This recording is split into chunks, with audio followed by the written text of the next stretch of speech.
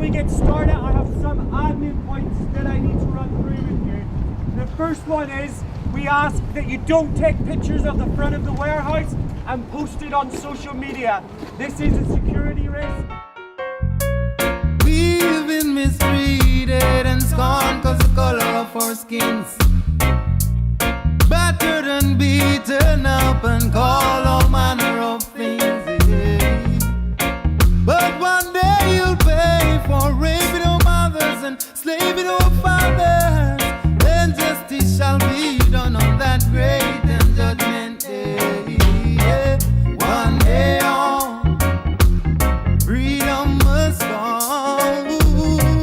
One day on, and victory will be won.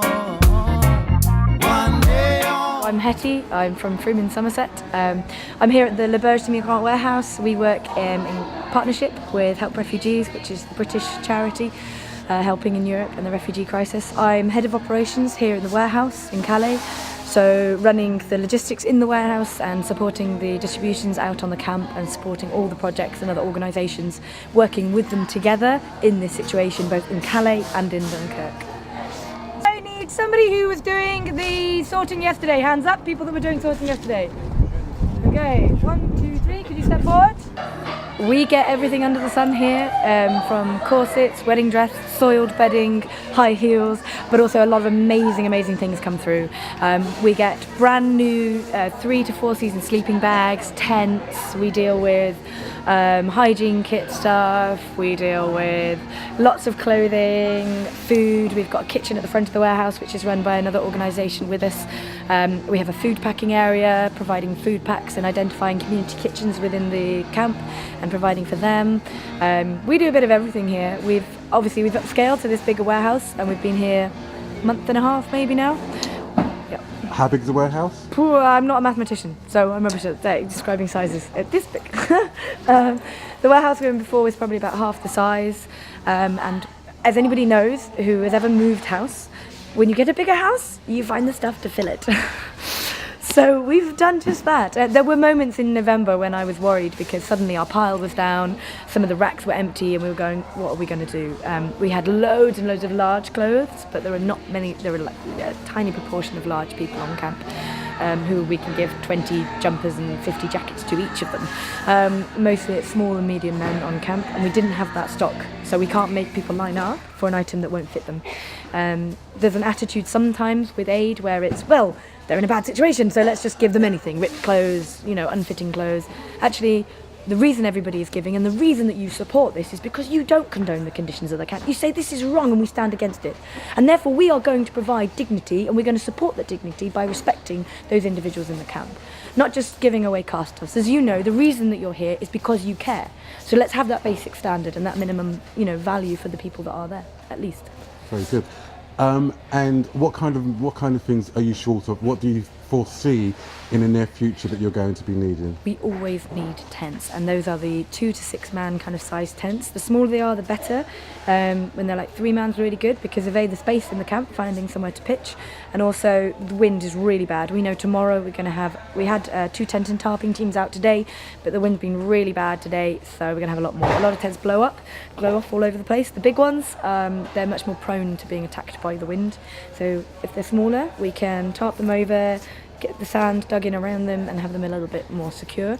But you do always need tents. We need funds for the building project. More than anything, we would love to house everybody. Le Berge de Migrants. What, sorry? The housing project. Okay. So the shelter project, Le Berge de Migrants and MSF. So MSF had a design for some shelters, which we've been building their design. We also have prefabs made for self-builds, they're called, which are buildings that are put up by the people in the camp, the refugees, migrants, whatever you want to call these individuals. They put up their own house and it's good, they want to be involved, they're active, and they have so many skill sets. These are engineers, these are architects, these are builders of naturally anyway. We have a building team who work on the camp. We also have a building allocation team, finding those that are most vulnerable, at risk and in need. So they work on the ground, constantly identifying space, mapping it out, working out fire breaks, safety, things like that.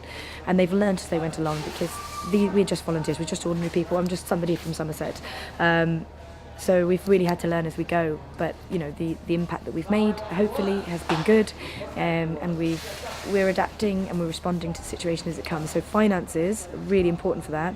In the fires that we've had in the jungle, 2 of them affected about 200 people each time, lost their home. We need to be able to respond like that. At the moment, it's great. We've had a great response over the last 2 days with tents coming in, amazing. But often that shelf is empty. We support Dunkirk as well. So when we have eight tents on our shelves and we have, you know, maybe 30 people coming in the evening to Calais, another 50 coming in at Dunkirk. We had 50 new arrivals today during the day in Calais. What do we do? What do you say to somebody? What if there's then a fire and there's 200 people without somewhere? We can give them emergency housing through the theatre dome or some of the community kitchens, but that's not going to last. You know, those run and they need to function as well. They need to feed people, so we need those people to be housed. So tents are really important, but also the building, the finances. Build homes and to respond in emergencies, really important. Blankets, thick blankets, 3 to 4 season sleeping bags. As wonderful it is when we get any donation, some donations are, people say, oh, let's get en masse. It's better to get lots. We'd much rather you got less but good quality. Because if you give us a sleeping bag that's a 1 season summer sleeping bag, we then have to give extra blankets anyway. So it doesn't actually save in donations. So if you are going to, please use your funds wisely. Please pay attention to the lists. We want to make sure that your support is being put exactly where it needs and it's going to have the biggest possible impact. And I know that's what you would like as well. So 3 to 4 season sleeping bags, thick blankets, tents, roll mats, tarpaulin, always very, very important. Small items, so small men's waterproof, thick waterproof jackets, small waterproof trousers, jogging bottoms, small and medium, smaller trousers as well, 28-inch, 30-inch waists. With shoes, it's really bad and really muddy on the camp and in Dunkirk as well. Wellies, whilst they're a great idea in practice, we wear wellies because we go out for a walk and then we come back. When you're wearing wellies a long period of time, the cold is going straight through the rubber. It's freezing, even when you're wearing lots of pairs of socks. I used to work as a fundraiser, street fundraiser, and I made the mistake of using wellies during the winter, and it's really not good and you can't support your ankle. It causes all sorts of foot issues. So walking boots, 42 and 43, we're in desperate need of those sizes. Again, like 80% of the camp are that size. And trainers as well, really important. So, you know, if you're going to get something, please. We don't need 45s, we don't need 44 shoes. We've got loads of them. We just don't have the feet to fit them. Okay, and how many people are you catering for at the moment, and how many people arrive in each day? So it's very hard to judge the numbers precisely. This is an open camp, obviously. Various things have been changing as we go. I would say there's about 6,000 people on the camp. At top, we had around just over 7,000. We have people leaving for emergency housing, seeking French asylum. Several hundred people leave maybe a week doing that. We also have people moving to Dunkirk because they think it's easier maybe to cross. There's a lot of families in Dunkirk. Don't bring children's stuff, we've got tons of it. But we have, like I say, we thought it was slowing down, the new arrivals, maybe 20 a night. But from just today, what's happened, it's hard to judge. But I would say it's around 6,000 people currently in the camp, at least. Okay, 6,000. And what's the proportion of men, women, children? 90% are men. Also in Dunkirk, I'd say there's about 2,000 people right now. 90% of the camp in Calais are men. We have just over, our Women and Children's Day distributions, which run from a women's centre in the jungle. That caters for just over 200 women. We have a slot in the morning, a slot in the afternoon. It's a ticketed event. That's on Monday and on Thursday. But again, particularly with the children, we have so much stuff. We were getting children's donations coming in way before any babies were around on camp. So we're okay with that, but we do need to be able to keep the men and women warm as well. So. Yeah. So it's mainly small men. I'd say, yeah. And I think England is on a diet, or Britain, because they're sending us lots of large and extra large, which is amazing. It's great. And I know the idea is, well, surely you just layer up. But, you know, really large trousers, even with a belt, really impractical. And it's more likely to drag in the mud, and a large jacket, you can't build, you can't cook. It's just not practical. So please, yes, you know, if you know anybody that's small, ask them to donate. And then, what about volunteers and helpers here? Yeah, we always need hands. whether you're coming for a few hours, few days or weeks or months, it's amazing. Really, we're thin on the ground on long-term volunteers at the moment. A lot of people have gone home for Christmas, which is totally understandable, but it's very hard because we've got so many different things that we're doing to have somebody who understands the system and to support it run efficiently. So if you can come for a week or 2 weeks, that's so valuable. You will learn so quickly and you'll get to do so many different things within what the organisation does within the jungle and here. You learn how things work and you're able to support any incoming volunteers and the processes to continue efficiently and effectively. So please, if you can spare a week or 2 weeks, that is gold dust for us. We've got a lot of people at the moment because it's Christmas break, but sometimes, in November we'd be lucky maybe to have 8 on a weekday. I'd say if you can make it a weekday, that is really great if you can. So you struggle during the week, during normal? We can, yeah, during your average kind of week, we struggle for volunteers during the weekday, and because we still have the camp is still going on, we still have the demands that we need to meet in the camp and in Dunkirk. We struggle with people, having enough people to help us fulfil the needs. We support MSF, there's scabies on the camp, so we give them packs of men's clothes to support the scabies, so we've got that we've got to fulfil, as well as the distribution centres that we operate in the jungle. So we need to be able to sort the clothes, prepare them, run the distributions. There's so many different things that we are doing and facilitating.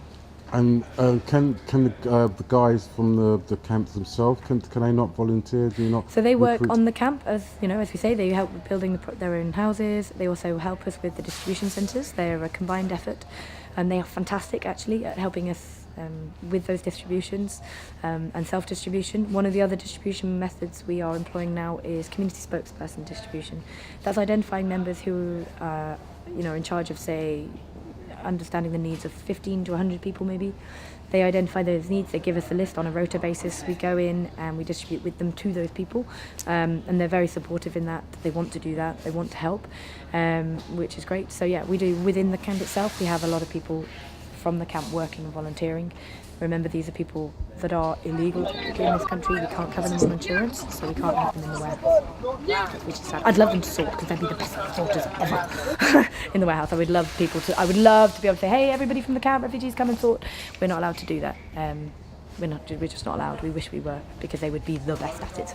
Okay, so there's a legal problem. There's there, legal issues yeah, related to that. even if they're volunteering, they're not able Well, to. we help. can't cover them with insurance for a start. So Right. if something happens to them, there's issues for our building, how we run, and with them also the local council has to approve and certain things. So it's complicated.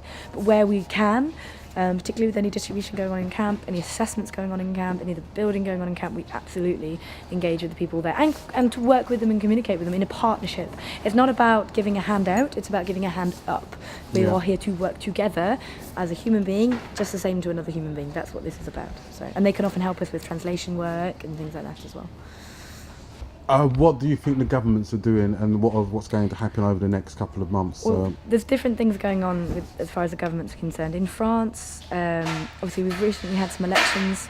It was quite worrying to see such a huge proportion of National Front opinion based, and I understand that the pressures in this area for people, particularly in Calais, but I feel the blame shouldn't be on the people that are here. They're running from war.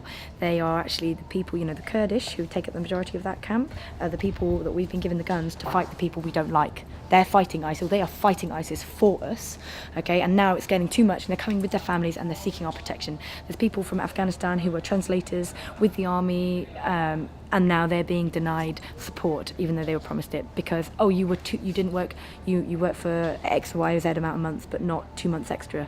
There's so many. There's just red tape. Think about how much you hate red tape at home, how it winds you up. A lot of these people are stuck here for those reasons. And at the end of the day, whether they're a migrant, whether they are a refugee, they're a human being. We have a responsibility to act to the humanitarian crisis that is here. Our governments are getting so caught up in the political mess.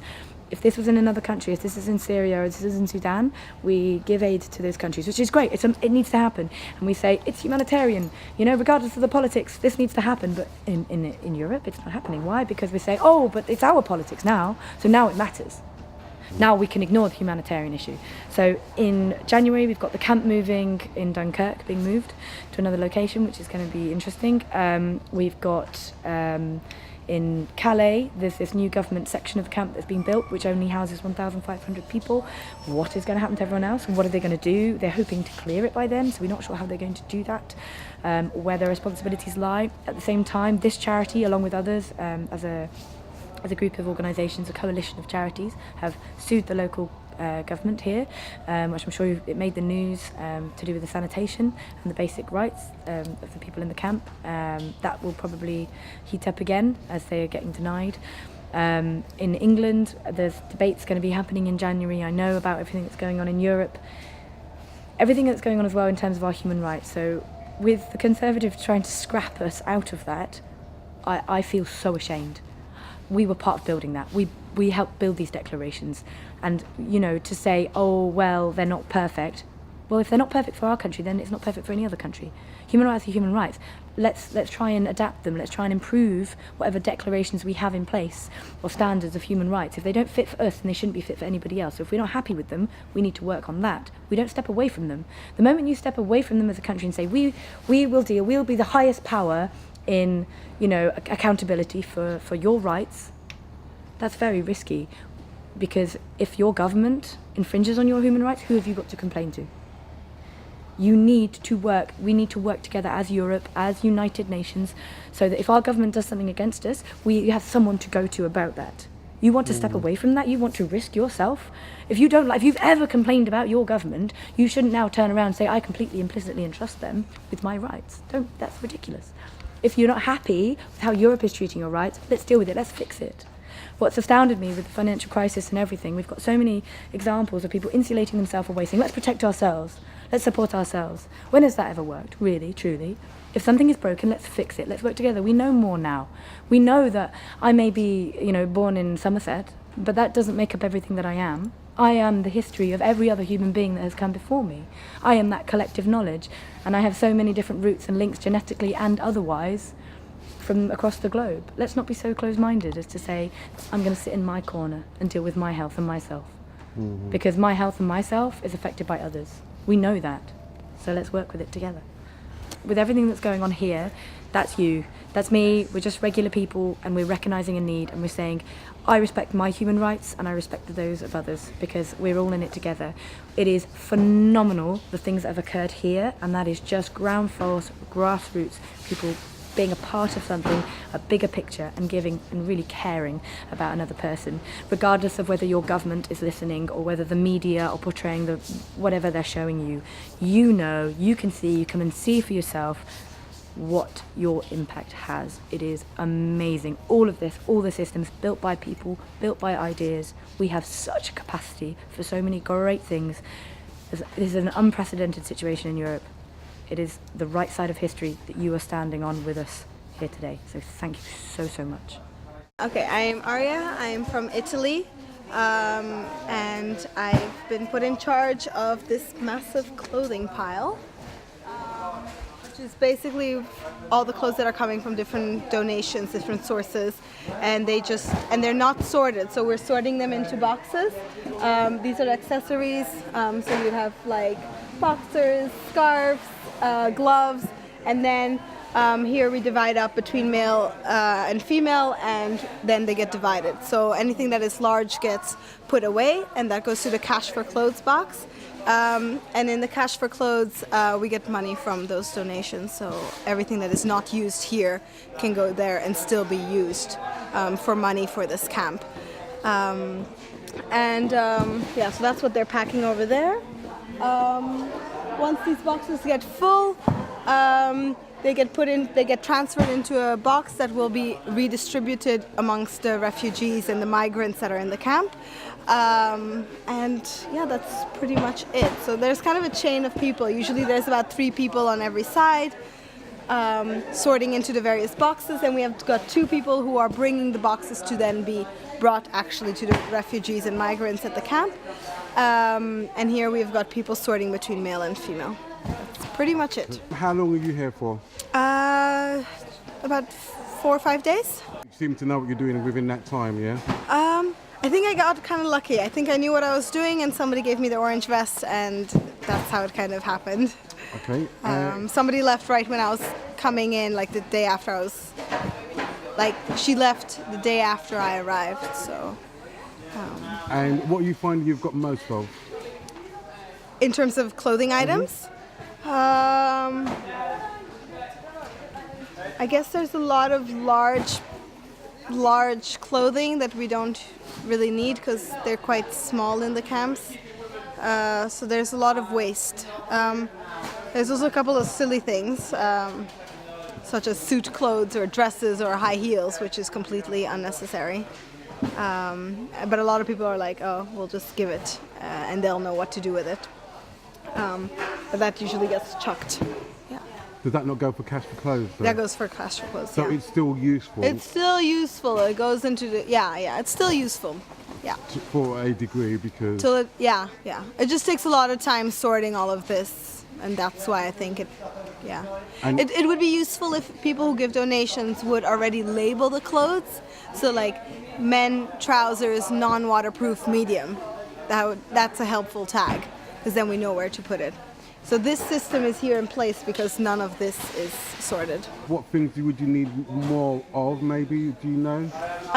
Waterproof, definitely waterproof. Definitely warm sweaters. This is, for example, very useful when people send this because these are very helpful, and it looks like they've sent in a bunch. So that's excellent. Sometimes we get big deliveries of just brand new gloves, which is really useful because sometimes people give their old gloves and then they've got holes in them, and that's not very useful. And that goes in the cash for clothes crate. I think trousers is a big issue, especially because of the size. So we don't get the right sizes. Yeah. This is a perfect box with all men's medium jumpers that are thick and they're all folded and already packed and organised. So all we have to do now is take them out and put them in the next box rather than go through this whole system here.